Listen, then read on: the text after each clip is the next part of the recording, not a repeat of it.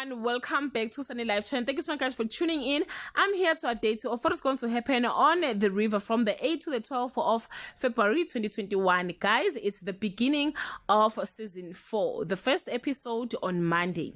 Mabotho has everyone freaked out as he refused to accept reality, while Lindiwe seems to be going through her own ideal on Tuesday. Lindiwe tried to confront what happened, but she ends up digging her grave deeper on Wednesday. Lindiwe's family is worried about how her recent happening affecting her, while everyone else wonders what's going on with Mabotho on Thursday. Lindiwe sees no way back from her action and Mabotho loses it on Friday. Zweli has some dark news that sends Lindiwe reeling again. Guys, this is all I have for today. You can leave your comment below and share your opinion. Till we meet again, I love you so much guys. Bye.